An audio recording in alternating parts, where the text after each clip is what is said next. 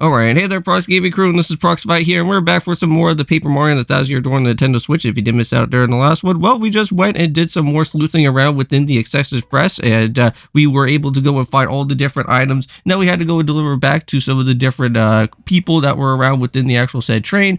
We did go and see that Zipto was actually going to be dupeless all this entire time, and now he's going to be off and running into the way of where Proxy Heights is going to be, while we're here just stuck in Riverside Station right now and trying to get the bridge to at least be lower down.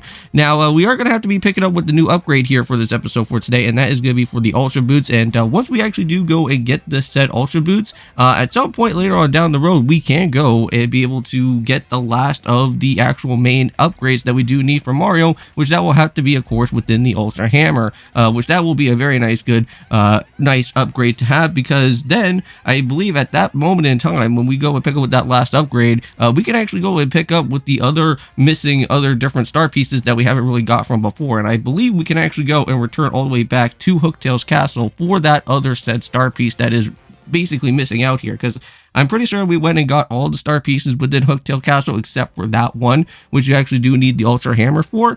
Now, however, this is going to be another battle with one of these Poison Pokies over here, or Gloom Pokies, and this is, I believe, where we are going to be having to go and pick up with a level up here pretty soon, I think, right, actually? Yes, so there we go, and just like that, we got a whole bunch of star points, and I do have to say that this area is one of the best type of places to do any type of upgrading within this way, for any type of level ups or anything of that nature here. So if you do want to go and spend a little bit of time within this area, go for it, because you won't really be here for too long, and those Rough Puffs and Poison Pokies are really excellent for anything of doing some training with. So there we go, got some more extra BP for what we do need there, and I'll have to go and think about some badges that off recording that I'm gonna have to go and add on into with our guys later. So yeah, here you go. You got yourself with a free maple syrup if you ever do want those. I'm pretty certain that in the Accessories Press you could go and literally find those maple syrups and you could just go and buy them. But unless if you don't really have a whole lot of money, you can just go and find one right here. That's all good. So now we got ourselves with some of these spiky buzzy beetles that are going to be flying in the air here. Now I'm pretty certain that we never got to meet up with any of these guys before. Now these type of enemies here are very annoying, so you are going to have some troubles on trying to do any type of damage to them, and the only one way that you can only at least do some bit of damage is at least doing something that's going to have to be related with using like a Thunder Rage badge or Shooting Star badges or something, or even having to go and use any of your special star powers as well. And Earth Tremors are actually really great for these type of guys here, and now mind you, you are going to get some pretty nice good EXP from them, but you don't want to be wasting off too much of your Crystal Star powers, so we're just going to kind of not really go and use any type of battles with these guys for right now all that too much. Now I don't know if we ever met up with these guys before back in Pirate Grotto. They do seem a little bit familiar, but either way, at least we got ourselves with the tattling that we do need, so that'll be added into the bestiary for what we do want later on within our title log. And here's a little bit of a hidden area. Well, I wouldn't really call it as a hidden area. It's more so of the area that we'd have to go on into with. But there is going to be a place where there is going to be a badge that we can go and find around over here. And that is going to be for the reverse opposite badge. Now, I believe from the last time we found like a...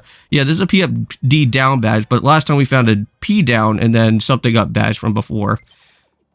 So yeah, it looks like I'm running a little bit low on my battery for that controller there, but not to worry, I'm going to make sure to go and charge that up later on for the next episode. Yeah, we don't really want to go down there just yet, because that will basically go and take us all the way back to the very beginning of this said area, and you don't really want to do that if you don't have the Ultra Boost right away.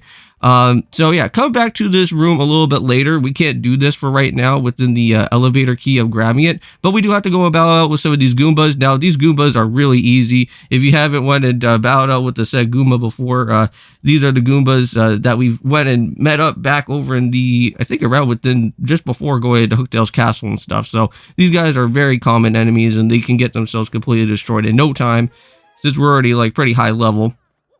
It doesn't really seem like there's any type of star pieces here, so I could be wrong, but again, it's always good to do some jumping around if there is any, but it seems like for right now, currently, all that we are going to be missing is just for another Shiny Sprite, so we are going to make sure to go and pick this up before we go and start moving off anymore throughout here for right now. So we're just going to head off into this room.